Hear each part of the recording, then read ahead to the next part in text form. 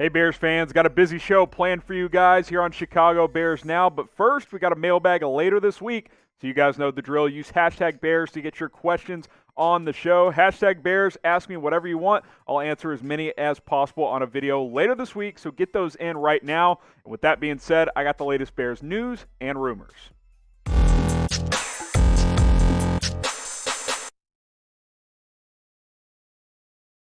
Is the offense about to open up with Nick Foles? This one coming out from Bears wide receiver coach based on something he said. We'll get to Mike Furrey's quote in a second, but we got to be honest, right? The passing game excelled with Nick Foles on Sunday. He was able to hit some downfield throws. Trubisky struggled in that area, and Nick Foles is going to stretch the field a little bit more than we've been accustomed to with Mitchell Trubisky. Obviously, Trubisky has his strengths, more bootleg action, can utilize his legs more, but look for the Bears to challenge teams vertically down the field.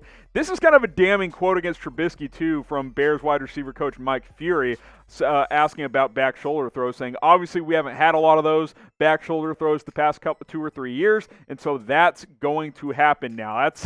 That's a bit of a kick in the you-know-what to Mitchell Trubisky, but we did see that back shoulder action a few times with Nick Foles and these receivers. We saw Foles changing the play at the line of scrimmage. Didn't see that much with Mitchell Trubisky. I like what I saw from Nick Foles a lot in relief of Trubisky on Sunday afternoon against the Atlanta Falcons. Hopefully he can continue this high level of play. And if the Bears' passing attack can be what we saw in the second half against Atlanta, or at least closer to that, this is going to be a pretty good offense, I think, because the weapons are in place even without Tariq Cohen.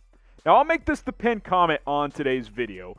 Will the Bears' offense be better with Nick Foles? Type Y for yes, type N for no. This will be the pinned comment, so you can go ahead and reply right there.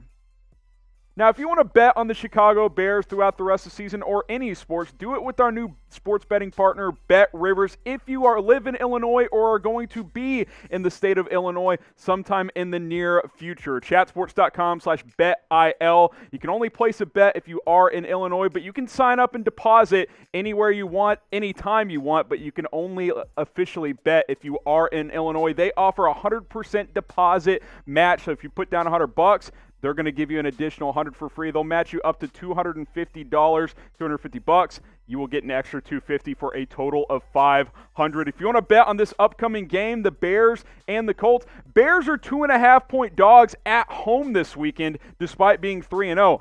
I like the Bears action in this one. If you're in the Illinois area or going to be there soon, you can go to chatsports.com/BetIL, get signed up with Bet Rivers, and go bet on this one. Also, Cubs, White Sox in the playoffs, you can go bet on those games as well.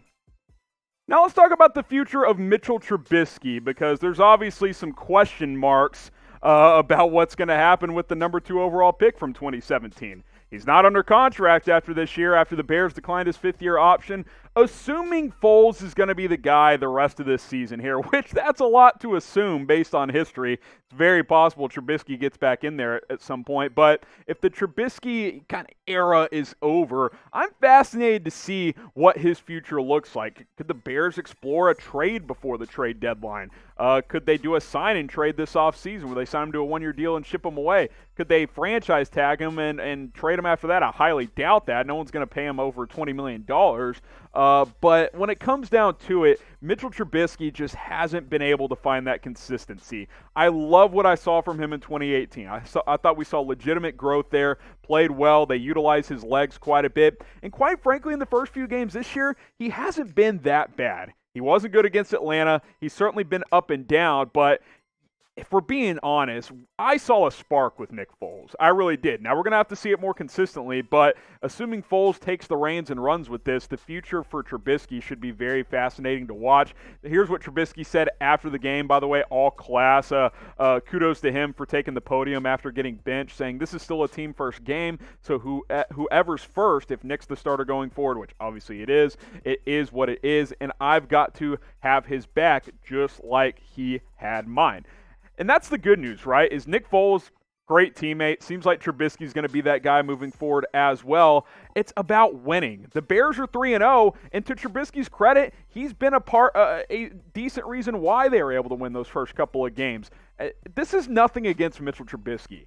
This is just about what's best for the Chicago Bears, and that's what Matt Nagy said. We'll see what Trubisky's future holds. Nick Foles appears to be the guy the rest of this year. I'll be fascinated to see once we get into this offseason what they do with Mitchell Trubisky.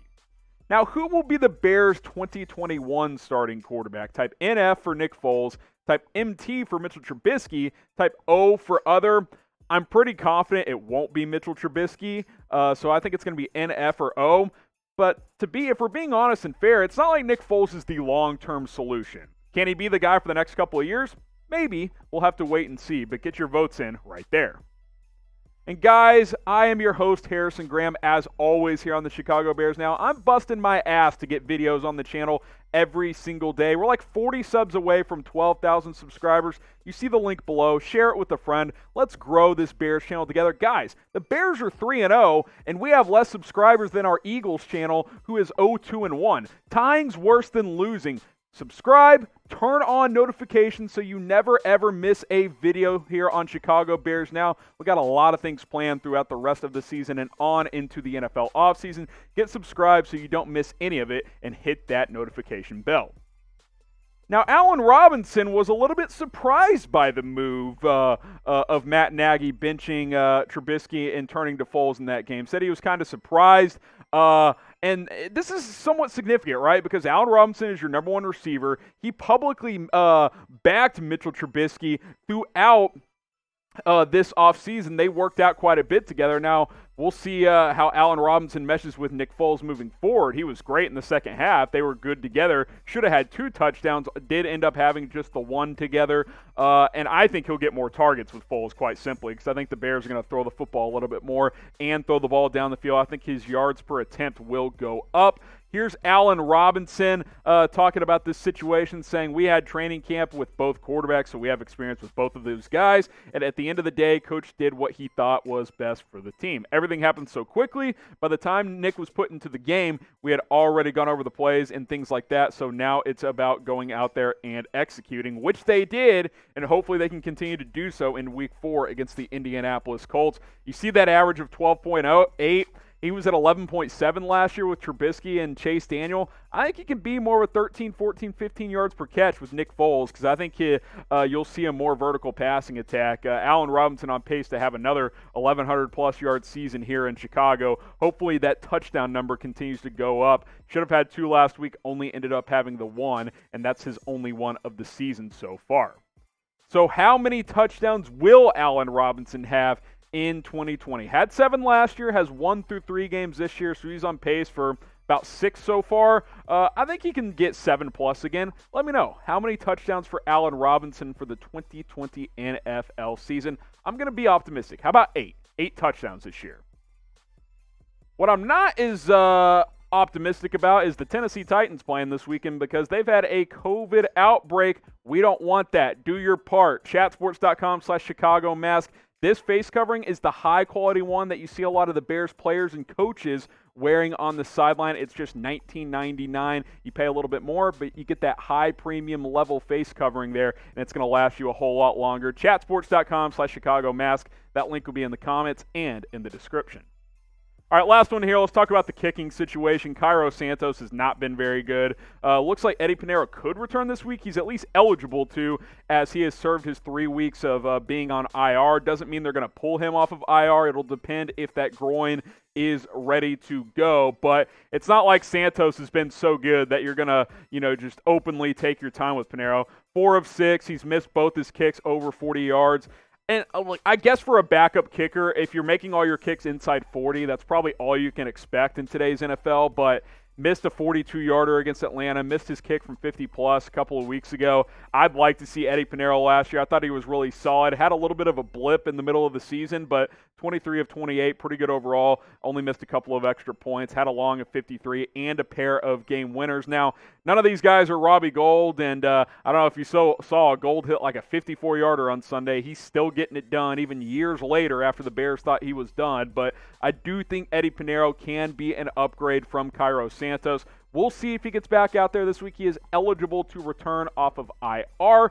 As we film this, the Bears have not officially done so, but we will monitor this throughout the week and see if he's ready to go in Week 4.